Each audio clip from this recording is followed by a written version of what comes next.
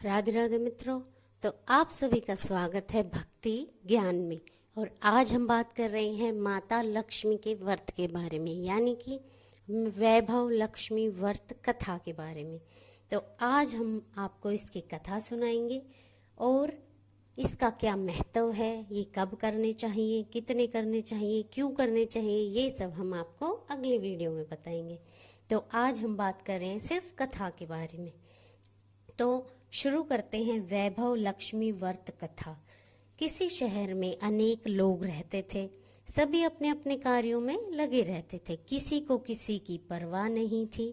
भजन, कीर्तन, भक्ति भाव, दया, माया, परोपकार, ये सारे संस्कार कम हो गए थे और शहर में बुराइयां बढ़ गई थी। शराब, जुआ, रेस, चोरी, डकैती वगैरह ये सब गुनाह शहर में होते थे। इनके बावजूद शहर में कुछ अच्छे लोग भी रहते थे। ऐसे ही लोगों में शीला और उसकी पति की गृहस्थी मानी जाती थी। शीला धार्मिक प्रकृति की और संतोषी स्वभाव वाली थी। उनका पति भी विवेकी और सुशील था। शीला और उसका पति कभी किसी की बुराई नहीं करते थे। वे प्रभु भजन में अपना समय व्यतीत करते थे और शहर के लोग उनकी गृहस्थी की सराहना करते थे। देखते ही देखते समय बदल गया। शीला का पति बुरे लोगों से दोस्ती कर बैठा। अब वह जल्द से जल्द करोड़पति बनने के ख्वाब देखने लगा, इसलिए वह गलत रास्ते पर चल पड़ा। फलस्वरूप वह रोडपति बन गया, यानी रास्ते पर भटकते भटकते भिखारी जैसी उसकी हालत हो गई थी। शराब, जुआ, रेस, चरस, गांजा, सारी ऐसी बुरी बुरी आदतें शीला के पति में आ गई थी और दोस्तों के साथ उसे भी शराब की आदत हो गई थी। इस प्रकार उसने अपना सब कुछ रेस जुए में गवा दिया। शीला को पति के बर्ताव से बहुत दुख हुआ, किंतु वह भगवान पर भरोसा कर सब कुछ सहने लगी।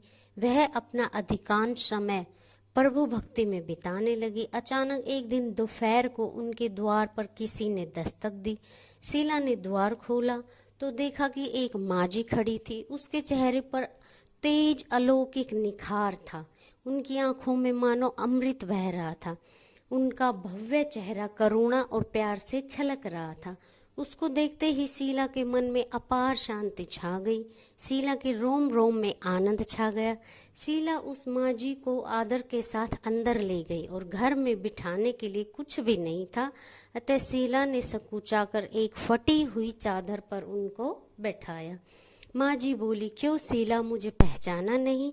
हर शुक्रवार को लक्ष्मी जी के मंदिर में भजन कीर्तन के समय मैं भी वहां आती हूँ।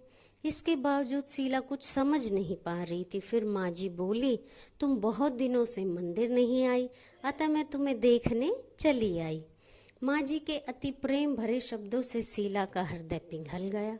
उसकी आंखों में आंसू आ गए और वह बिलक बिलक कर रोने लगी। माजी ने कहा, बेटी, सुख और दुख तो धूप और छांव जैसे होते हैं, धैर्य रखो, मुझे तेरी सारी परेशानी बता। माजी के व्यवहार से शीला को काफी हौसला मिला और सुख की आस में उसने माजी को अपनी सारी कहानी सुनाई।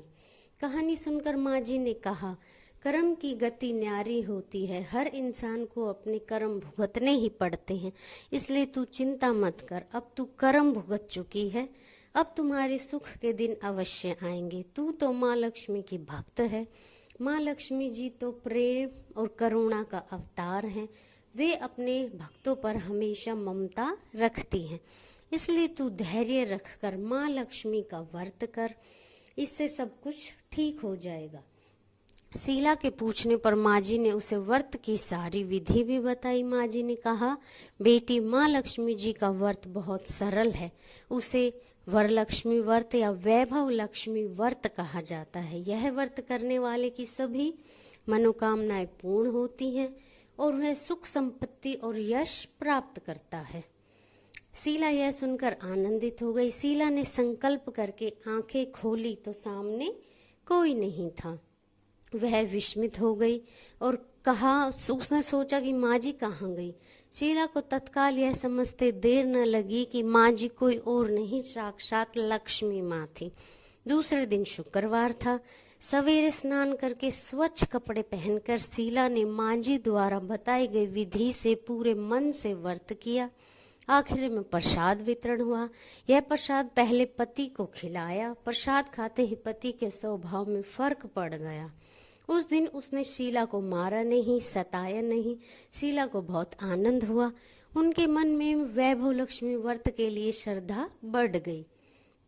शीला ने पूर्ण श्रद्धा भक्ति से 21 शुक्रवार तक वैभव लक्ष्मी व्रत किया और 21वें शुक्रवार को माँ जी के कहे मुताबिक उद्यापन विधि करके 7 स्त्रियों को वैभव लक्ष्मी व्रत की 7 पुस्तकें उपहार में दी। फिर माता जी के धन लक्ष्मी स्वरूप को छवि को प्रणाम करके भाव से मन ही मन प्रार्थना करने लगी कि हे माँ लक्ष्मी, मैंने आपका वैभव लक्ष्मी व्रत करने की मन्नत मानी थी और वह व्रत आज पूर्ण हुआ। हे माँ, मेरी हर विपत्ति दूर करो, हमारा सबका कल्याण करो। जिसे संतान ना हो उसे संतान देना, सौभाग्यवती स्त्री को सौभाग्य देना, अखंड करना और यह चमत्कारी व्रत जो भी करे उसकी सारी मनोकामनाएं पूर्ण करना और सभी को सुख देना। हे माँ, आपकी महिमा अपार है। ऐसा बोलकर लक्ष्मी जी के धन लक्ष्मी स्वरूप की छवि को प्रणाम किया। तो दोस्तों, ये थी वैभव लक्ष्मी व्रत कथा। तो इसे आप भी करिए। जब भी आप व्रत करें तो इसे जरूर सुने और आप 21 या 11 व्रत रख सकते हैं और उद्यापन करें। और उद्यापन में आपको इसकी पुस्तकें अवश्य देनी है। जिन सुहागन महिलाओं को आप खाना खिलाने के लिए बुलाएंगे उनको। तो ये थी हमारी वैभव लक्ष्मी व्रत कथा। लाइक करें, शेयर करें, सब्सक्राइब करें। धन्यवाद।